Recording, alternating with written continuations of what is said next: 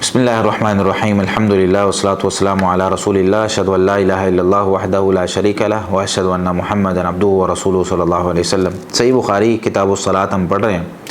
نماز کے مسائل، اور جس میں آج کا جو ہمارا عنوان ہے امام بخاری رحمۃ اللہ علیہ عنوان قائم کرتے ہیں باب ما یستر من العورہ،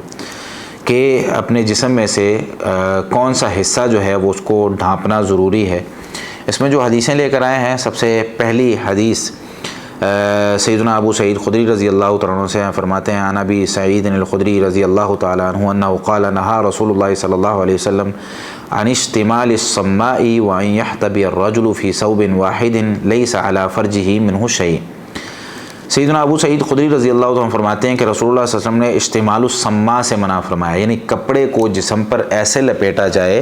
یعنی پورے جسم پر میں کپڑے کو نا یوں بار بار لپیٹ لیتا ہوں ایک چادر کو، اور میرے ہاتھ اس میں سے نکل نہیں پاتے، میرے ہاتھ اس کے اندر دب جاتے ہیں۔ یہ کیوں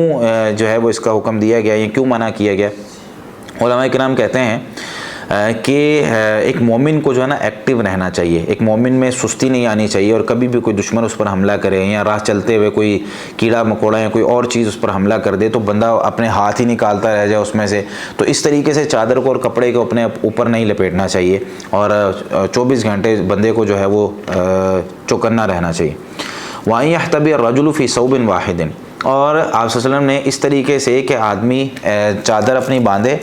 اور اپنے جو ہے وہ سرین کے بل بیٹھ جائے اور اپنے گھٹنے کھڑے کر لے، اور پھر جو ہے نا وہ چادر کو اس طریقے سے اس نے کیا ہوا ہو کہ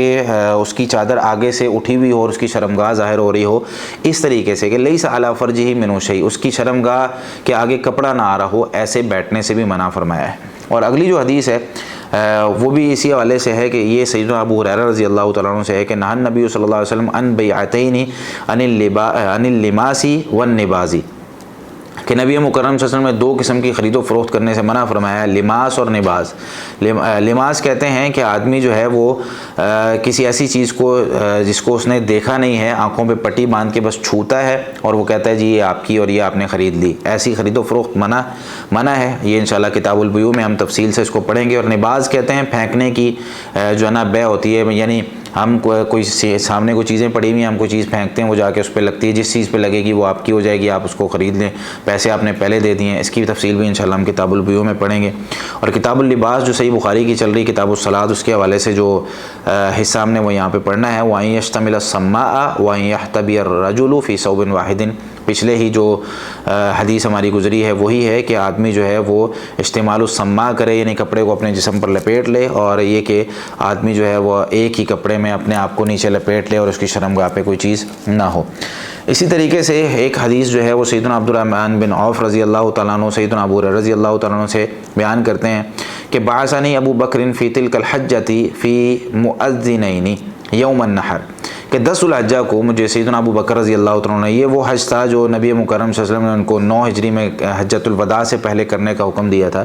اس حج میں انہوں نے بھیجا کہ بھئی 2 اعلان کر دو کہ نؤذن بمنن، ہم منا میں 2 اعلان کریں۔ ایک اعلان تو یہ ہے کہ اللہ یحج بعد العام مشرک، کہ اس سال کے بعد کوئی مشرک حج پہ نہیں آئے گا، اور دوسرا ولا یطوف بالبیت عریان، کہ بیت اللہ کا طواف کوئی ننگا نہیں کرے گا، آج کے بعد ننگا جسم رکھ کر عبادت کرنا، بیت اللہ میں آنا منع ہو گیا۔ تو پتہ یہ چلا کہ باب کے ساتھ اس کا کیا تعلق ہے کہ شرمگاہ جو اس کو ڈھانپنا ہے، تو امام بخاری رحمہ اللہ یہ حدیث لے کر آئے ہیں جس سے یہ پتہ چلا کہ اپنے جسم کو ڈھانپنا ہے، کن چیزوں سے ڈھانپنا اور کتنا ڈھانپنا ہے، یہ پیچھے تفصیل سے گزر چکا ہے۔ اللہ رب العالمین ہمیں صحیح معنوں میں نبی مکرم صلی اللہ علیہ وسلم کے ان فرامین کو سمجھ کر عمل کرنے کی توفیق عطا فرمائے۔ جزاکم اللہ خیرا۔